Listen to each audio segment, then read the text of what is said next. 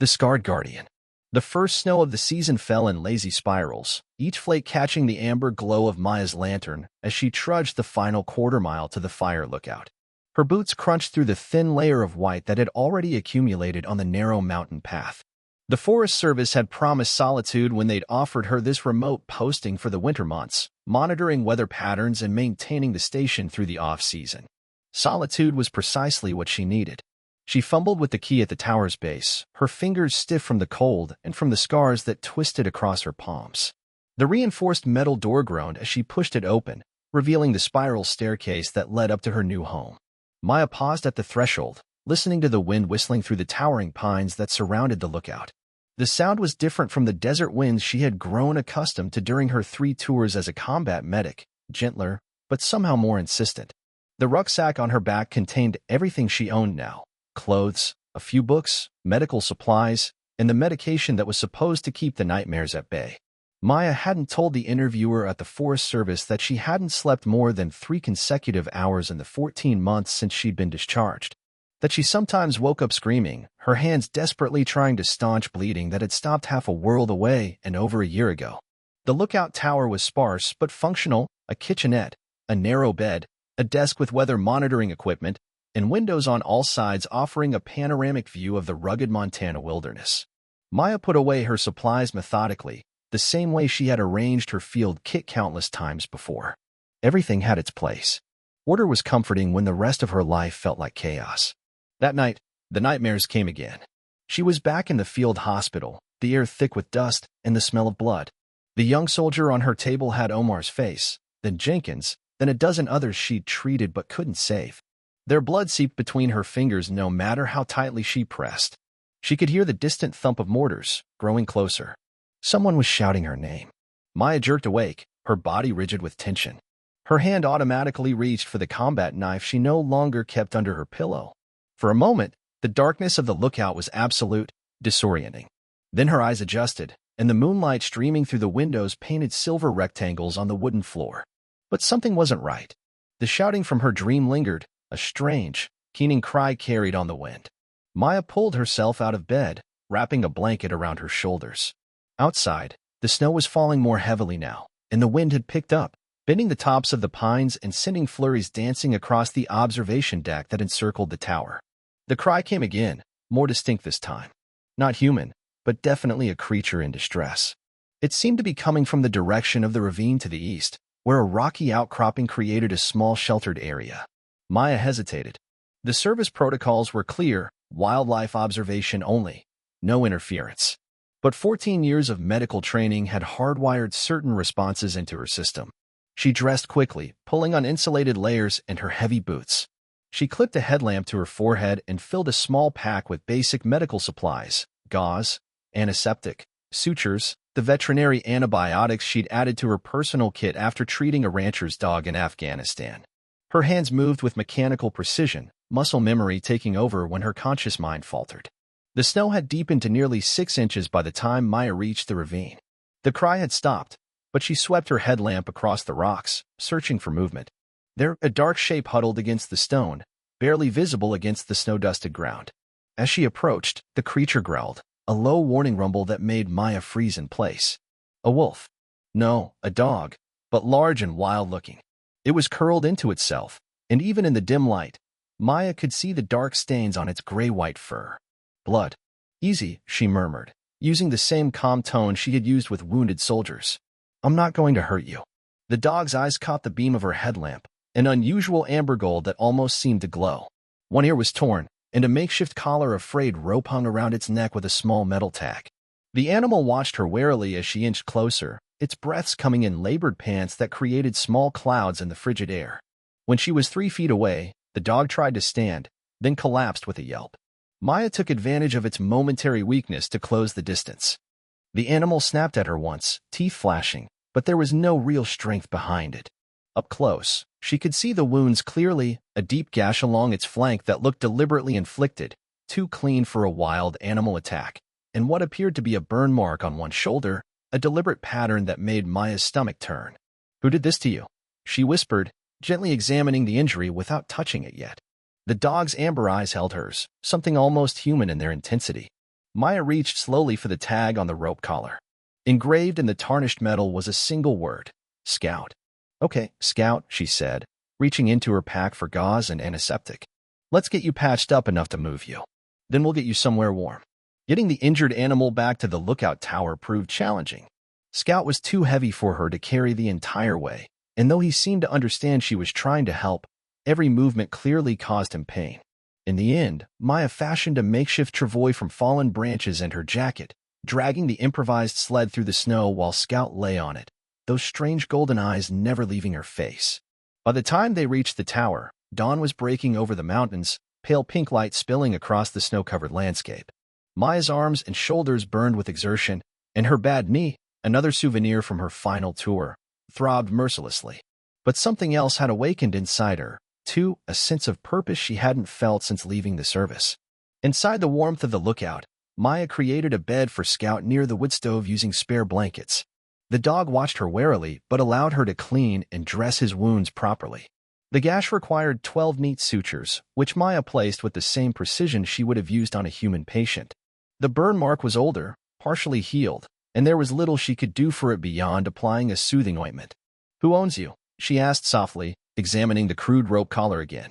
The tag had nothing but the name, no contact information or address. "And what the hell did they do to you?" Scout's only response was to lay his head on his paws, eyes still fixed on Maya as if trying to communicate something vital. In the clear light of day, she could see that he was not a pure wolf as she had first thought, but likely a wolf-dog hybrid, mostly husky or Malamute, but with the unmistakable wild features of wolf ancestry in his face and build. His fur was primarily silver gray, with white markings on his chest and one paw. Maya radioed her supervisor at the Forest Service station in the valley to report finding the injured animal. The response was less than helpful. "No reports of missing dogs matching that description," said the crackling voice of Ron, the district ranger. "Probably someone's failed attempt at keeping a wolf hybrid as a pet. They're illegal in some counties." "He's been abused," Maya replied, keeping her voice level despite the anger building inside her. "The wounds were deliberately inflicted." A pause on the other end. "You said you've got medical training? Can you keep it alive until the snow lets up? Then we can send someone to collect it for the wildlife rehab center." The forecast called for heavy snow for at least the next 3 days. Maya looked at Scout, who had finally fallen into an exhausted sleep by the stove. "I'll take care of him," she said, and clicked off the radio before Ron could respond. That night, Maya's nightmares returned with a vengeance. She was back in the field hospital, but this time, as she worked desperately to save the bleeding soldier on her table, his features morphed into a wolf's face, with amber gold eyes staring accusingly at her. The surgical tools in her hands transformed into cruel implements of torture, and she realized with horror that she was the one inflicting the wounds. She woke with a strangled cry, sweat-soaked despite the chill that had crept into the cabin as the fire burned low. As Maya struggled to orient herself, a warm weight settled against her side. Scout had somehow managed to climb onto her narrow bed and was pressing his body against hers, his golden eyes reflecting the dying embers in the stove. "Hey," she whispered, hesitantly placing a hand on his thick fur. "You're supposed to be resting those stitches." Scout made a soft whining sound and nudged her hand with his nose. Tentatively, Maya began to stroke his head, feeling the tension gradually drain from her body as her breathing slowed. For the first time in 14 months, she fell back asleep without reaching for her medication and slept without dreams until morning. The storm intensified over the next 2 days, confining Maya and Scout to the lookout tower. She maintained her regular schedule of weather observations and radio check-ins, but the rest of her time was devoted to tending Scout's wounds and simply sitting with him by the fire, reading aloud from one of her books as snow drifted against the windows and wind howled around the tower's frame. On the 3rd day, while changing Scout's bandages, Maya noticed something she had missed during her initial examination, a small lump beneath the skin at the back of his neck. Using gentle fingers, she probed the area and felt something hard and rectangular. "A microchip," she murmured, but it felt too large, too irregular. Scout remained unusually still as she examined it, as if understanding the importance of her discovery. Using a sterile scalpel from her medical kit, Maya made a tiny incision over the lump. What she extracted was not a standard pet microchip but a small metal case, about the size of a USB drive, sealed with waterproof material. Inside was a tightly folded square of paper and a small key with an unusual serrated edge. The paper contained a hand-drawn map of what appeared to be the surrounding wilderness area. Several locations were marked with small symbols, a circle with a line through it, a triangle inside a square, 3 wavy lines. In the southeast corner, where Maya estimated the lookout tower would be, someone had drawn a tiny star. About 3 miles to the northwest, a location was marked with a symbol that looked like an X inside a circle. Beneath the map, written in a cramped hand, were the words, "If found, destroy. If Scout has chosen you, follow. Trust only the golden eyes." Maya stared at Scout, who gazed back at her with those strange amber gold eyes. "What the hell have you gotten me into, boy?" The storm broke the following morning, leaving behind a crystalline blue sky and nearly 2 feet of pristine snow. Maya reported the improving conditions to the ranger station and was told that someone would come to collect the injured dog within the next few days, once the access roads were cleared. "That doesn't give us much time," she told Scout as she packed a day bag. The rational part of her brain knew that following a mysterious map found inside an injured wolf dog was probably the worst decision she could make. But something deeper, more instinctive, pushed her forward, the same intuition that had saved her life more than once in combat zones. Scout seemed to understand her intentions. Despite his injuries, he stood by the door, his posture alert and eager. When Maya hesitated, he nudged her hand and whined softly. "All right," she conceded. "But we're doing this my way. Slow and careful." They set out just after noon, Maya on snowshoes with Scout limping determinedly alongside her. The dog seemed to know exactly where they were heading, often forging ahead despite his injuries, then waiting for her to catch up. Sometimes he would pause at specific trees or rock formations, sniffing intently before continuing, as if confirming they were on the right path. Maya began to notice that these weren't random stops. Scout was following markers, small, deliberate scratches on tree trunks, cairns of stones half buried in snow, and occasionally, symbols carved into bark that matched those on the map. Someone had created a trail that was meant to be followed by those who knew what to look for. After nearly 2 hours of hiking, they reached a small clearing where a frozen stream cut through the forest. Scout stopped, his posture suddenly tense. A low growl rumbled in his chest as he stared at something across the clearing. Maya followed his gaze but saw nothing unusual, just more trees and snow-covered rocks. "What is it, boy?" she whispered, instinctively dropping into a crouch and scanning the area more carefully. That's when she noticed the footprints, human tracks, partially filled with fresh snow but still visible, crossing the clearing and disappearing into the trees on the other side. They were recent, perhaps from that morning. Scout's growl deepened, and his hackles rose. Whatever or whoever had made those tracks was clearly not someone the dog considered friendly. Maya hesitated. Her combat instincts screamed caution, but the map in her pocket and the determined animal at her side pulled her forward. "Show me another way around," she told Scout, gesturing away from the tracks. The wolf dog seemed to understand. He led her in a wide arc through denser forest, a more difficult route that kept them concealed within the trees. Twice more they detected signs of human presence, a discarded cigarette but at one point, and later, the distant sound of a branch breaking that made Scout freeze in place for nearly 5 minutes before proceeding. By mid-afternoon, they had reached the approximate location marked on the map with the X and circle symbol. At first, Maya saw nothing special about the area, just another section of forest with a slight rise in the terrain. But Scout moved with newfound urgency, limping rapidly toward a snow-covered mound at the base of a large pine tree. As Maya approached, she realized the mound was not natural. Snow had been deliberately piled over something. Scout began to dig frantically, his injured leg not slowing his determination. Maya joined him, brushing away snow to reveal wooden planks beneath, a trapdoor set into the ground, partially concealed by the tree's large roots. The small key from Scout's implanted case fit perfectly into a nearly invisible keyhole. The door opened silently, revealing a narrow set of stairs descending into darkness. Cool air wafted up from below, carrying the scent of earth and something else, the antiseptic smell Maya associated with medical facilities. "Hello," she called softly into the opening, alert for any response. Scout had already started down the stairs, looking back at her expectantly. Taking a deep breath, Maya switched on her flashlight and followed. The stairs led to a short corridor that opened into a larger space, a bunker of some sort, dimly lit by emergency lights that cast everything in a bluish glow. Scientific equipment lined one wall, computers, monitoring devices, and what looked like medical instruments. On another wall hung maps similar to the one Maya had found, but more detailed, with additional symbols and notations. In the center of the room stood a single hospital-style bed, and on it lay a woman, unnaturally still, connected to an IV drip and what appeared to be a rudimentary life support system. Maya rushed forward, her medic's instincts taking over. The woman was unconscious but alive, pulse weak but steady, breathing shallow. She appeared to be in her late 30s, with dark hair streaked with premature gray. A faded scar ran along her jawline, disappearing beneath her collar. Scout approached the bed and gently placed his head near the woman's hand, whining softly. The sound seemed to penetrate the woman's unconsciousness. Her fingers twitched slightly, seeking the familiar touch of fur. "Who is she?" Maya murmured, though she didn't expect an answer.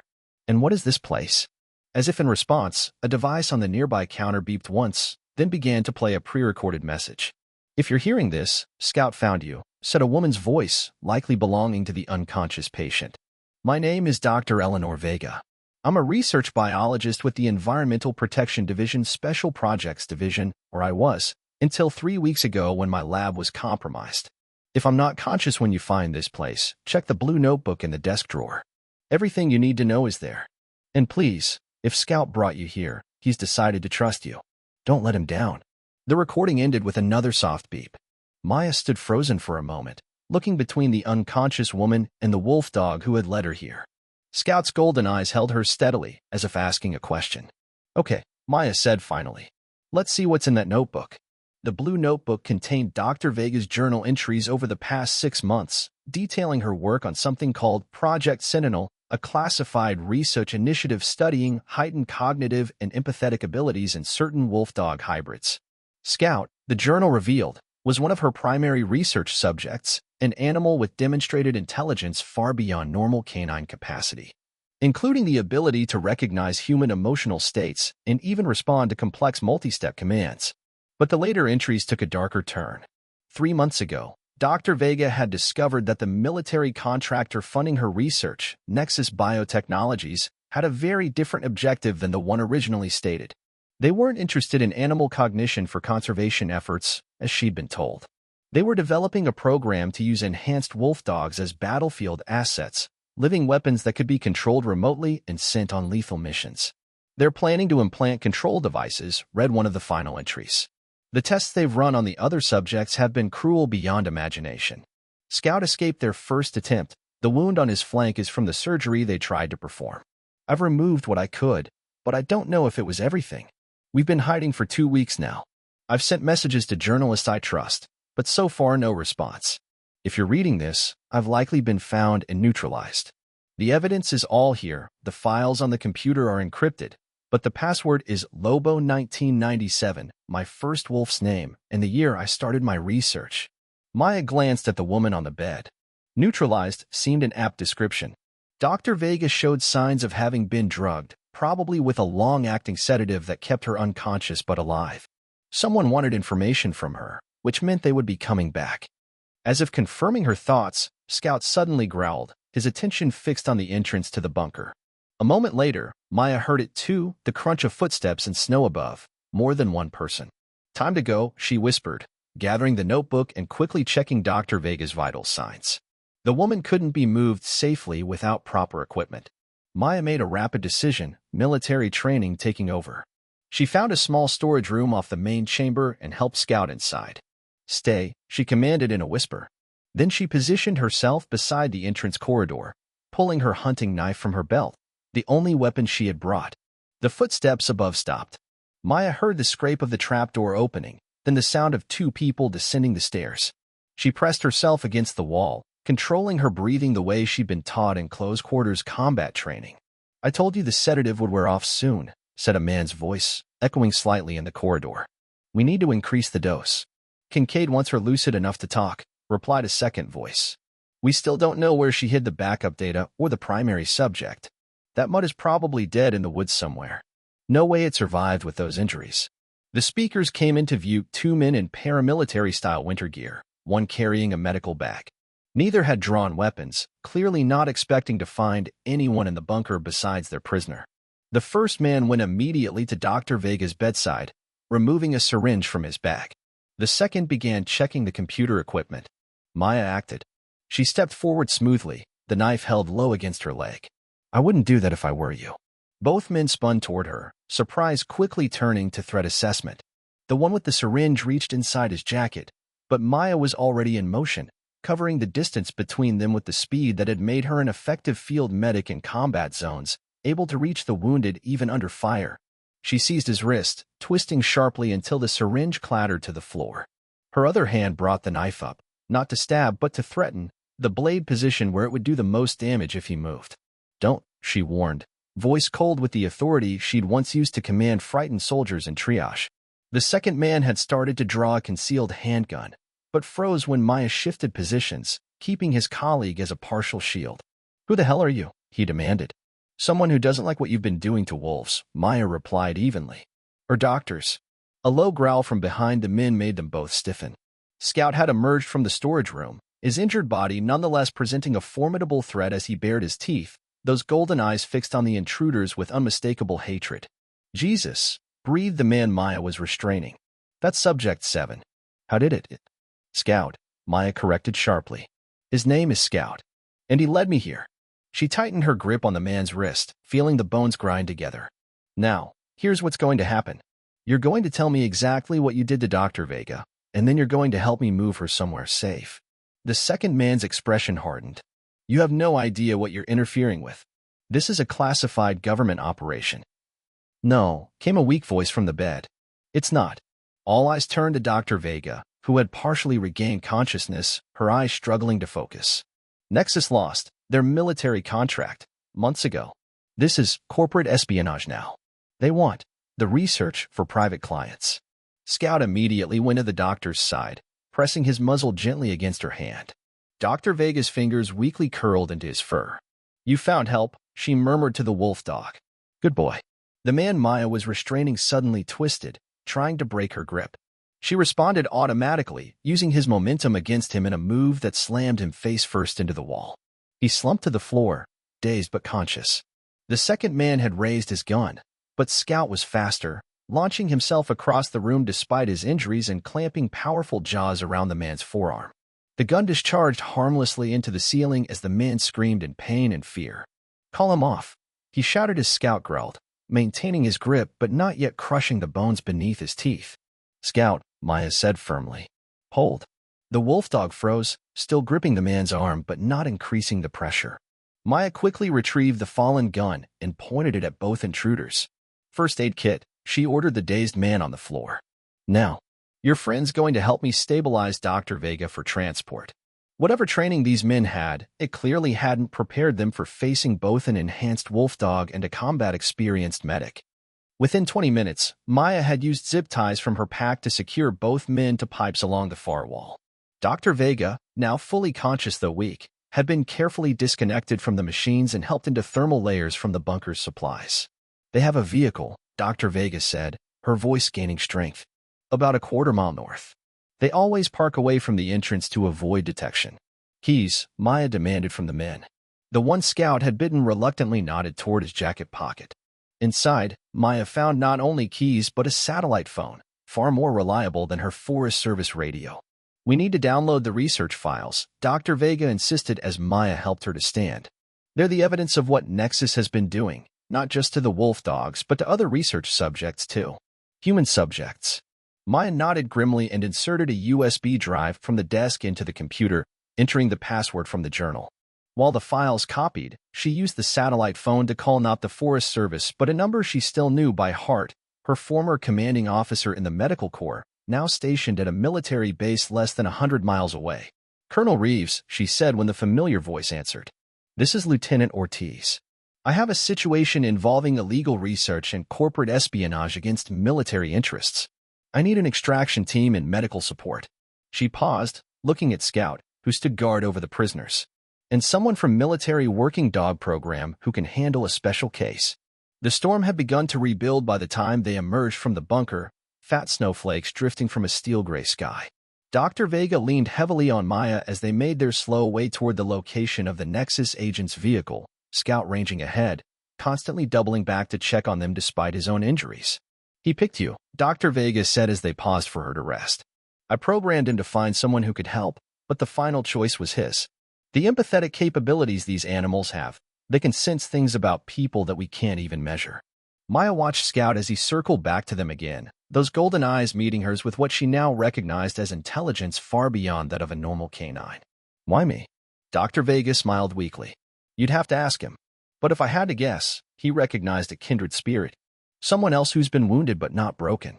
Someone who still has the capacity to care, even when it hurts. The vehicle turned out to be a rugged SUV equipped with emergency medical supplies, ironically useful for their escape. Maya helped Dr. Vega into the back seat, where she could lie down, then opened the passenger door for Scout, who jumped in without hesitation. As she started the engine, Maya caught sight of her reflection in the rearview mirror. The haunted look that had followed her from Afghanistan was still there in her eyes, but something else had joined it, a sense of purpose, of connection. In the mirror, she could also see Scout in the seat behind her, his golden gaze watchful, alert. Where to now? Dr. Vega asked from the back seat. Maya checked the satellite phone, which showed a message from Colonel Reeves, extraction team en route. Coordinates received. ETA 90 minutes. We meet my old unit, Maya replied, putting the vehicle in drive. And then we make sure Nexus pays for what they did to you and Scout. And after that? Dr. Vega's voice was fading as exhaustion overtook her again. Maya reached over to rest a hand on Scout's head, feeling the warm solidity of him, the connection that had somehow broken through 14 months of isolation and nightmares. After that, she said softly, we figure it out together. 6 months later, Maya stood on the observation deck of a different fire lookout tower, this one in the Cascade Mountains of Washington state. The spring sunshine warmed her face as she watched Scout explore the surrounding meadow, his silver-gray coat gleaming in the light. His wounds had healed, leaving only faint scars that matched her own, visible reminders of battles survived. Dr. Eleanor Vega, Ellie, as Maya now called her, emerged from the tower carrying 2 mugs of coffee. She handed one to Maya and leaned against the railing beside her, their shoulders touching lightly. The committee approved the new research facility, Ellie said. Full funding, complete independence from corporate interests, and military oversight only for ethical compliance. Maya nodded, sipping her coffee. The evidence they'd recovered from the bunker had led to the dissolution of Nexus Biotechnologies and criminal charges against its top executives. More importantly, it had revealed the existence of 6 other wolf dogs like Scout, all now rescued and living at a temporary sanctuary while Ellie's new research center was being established. Your testimony made the difference, Ellie continued. A decorated combat medic speaking about ethical treatment of research subjects carries weight, even in Washington. Your research did the real work, Maya replied. Finding the genetic markers for enhanced empathy and intelligence without invasive procedures, it changes everything. Below them, Scout had found something interesting in the tall grass, a small wooden box half buried near the tree line. He picked it up carefully in his mouth and trotted back toward the tower, golden eyes bright with discovery. What's he got now? Ellie asked, setting her mug down. Maya descended the stairs to meet Scout at the base of the tower. He placed the box gently at her feet, then sat back, watching expectantly. The wooden container was old, weathered by decades of exposure, but the carved initials on its lid were still visible. Yo. Yo. Maya murmured, tracing the letters with her fingertip. Ellie had joined them, a puzzled expression on her face. Open it, she suggested. Inside the box lay a tarnished ranger's badge, a faded photograph of a young woman in a Forest Service uniform standing beside a timber wolf, and a letter yellowed with age. Maya unfolded the delicate paper carefully. To whoever finds this, she read aloud. My name was Emily Ortiz. I served as a fire lookout in these mountains for 30 years, and during that time, my constant companion was a wolf I called Guardian. Maya's voice faltered as she looked from the letter to Ellie. Ortiz. Ellie whispered. Is that? My grandmother's maiden name, Maya confirmed, her throat tight. I never knew her, she died before I was born. My mother used to tell stories about her grandmother who worked for the Forest Service, but I always thought they were just family myths. Scout pressed against Maya's leg, those intelligent golden eyes fixed on the old photograph. In it, the wolf beside young Emily Ortiz had the same distinctive amber gold eyes as Scout. How could he possibly know? Ellie breathed, scientific curiosity warring with wonder in her voice. Maya knelt to wrap her arms around Scout's neck, burying her face in his thick fur. You knew all along, didn't you? She whispered. That's why you chose me. Scout made a soft sound, neither whine nor growl, but something uniquely his own, the voice of a creature standing at the threshold between wild and tame, past and future, isolation and connection. The last paragraph of Emily Ortiz's letter seemed to shimmer in the afternoon light. They say wolves remember the bloodlines of those who showed them kindness, that they pass this knowledge down through generations. I don't know if that's true, but I do know this. Some bonds transcend time and understanding. If a descendant of my guardian has found a descendant of mine, then perhaps such things are written in more than just scientific genetics. Perhaps they are written in the stars themselves. As the spring breeze carried the scent of pine and new beginnings across the mountain, Maya felt the final fragments of her nightmares dissolve like morning mist. In their place stood something stronger, a legacy rediscovered, a purpose renewed, and the golden eyes of a guardian who had guided her home.